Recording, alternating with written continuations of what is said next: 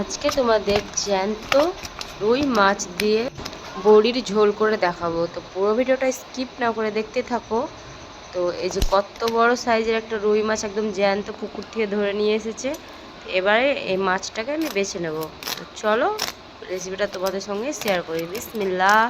তো এই যে এখানে মাছ নিয়েছি, এই যে দেখুন এখানে কিন্তু মাছটার একটা পালক নেই। তো এবারে আমি পাখনাগুলোকে এভাবে করে একে একে কেটে নিচ্ছি। এবারে আঁশগুলোকে আমি ছুলে নেব। এভাবে করে ছুলে নিয়ে এবারে মাছটাকে ধুয়ে ভালো করে আমি পরিষ্কার করে নেব। তো চলো ধুয়ে পরিষ্কার করাটাও তোমাদের সঙ্গে শেয়ার করছি।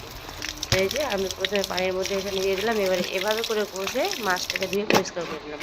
এবারে মাছটাকে আমি পিস পিস করে কেটে নেবো। এই যে মাছটাকে আমি এভাবে করে কেটে নিচ্ছি। মাছটা কিন্তু একদম জ্যান্ত ছিল, তার জন্য অনেক ফ্রেশ, খেতে কিন্তু ভীষণ ভালো লাগবে। এমনিতেই পুকুরের টাটকা রুই মাছ খেতে খুব ভালো লাগে। তো এভাবে আমি পিস পিস করে কেটে নিলাম। এই যে এবারে পেটের মাছটাকেও আমি এভাবে করে কেটে নেবো, একদম চাকা চাকা করে কেটে নিতে হবে। এই যে তো সব মাছ এখানে কিন্তু আমার লাগবে না, যতটুকু লাগবে ততটুকু দিয়ে আমি তোমাদের সঙ্গে শেয়ার করব যে বড়ি দিয়ে রুই মাছের ঝোলটা কেমন হয়। তো চলো মাছগুলো ধুয়ে এবার ভালো করে পরিষ্কার করে নিই। এখানে মাছগুলো দিয়ে দিয়েছি, ধুয়ে পরিষ্কার ভালো করে নেব। একদম যতক্ষণে না সাদা পানি বের হবে ততক্ষণে কিন্তু মাছটাকে ধুয়ে পরিষ্কার করে নিতে হবে। তো মাছগুলো আমার ধুয়ে পরিষ্কার করে হয়ে গেছে। এখানে একটা মশলা বানিয়ে নেব। মশলাতে দিয়েছি পেঁয়াজ, কাঁচা লঙ্কা ও টমেটো। তো ভালো করে একটা পেস্ট করে নিয়েছি। এদিকে আমি চুলার মধ্যে কিন্তু কড়াইটা বসিয়ে দিয়ে তেলটাকে ভালো করে গরম করে নিয়ে হলুদ লবণ মাখানো মাছগুলোকে এক এক করে কিন্তু আমি ছেড়ে লাল লাল করে ভেজে নেবো। তো ভাজা হয়ে গেছে, এভাবে করে আমি তুলে নিলাম। এবারে ওই একই তেলের মধ্যে আমি কিন্তু বড়িগুলোকে দিয়ে ভালো করে লালচে করে ভেজে নেবো। তো বড়িগুলোও আমার এই যেভাবে ভাজা হয়ে গেছে।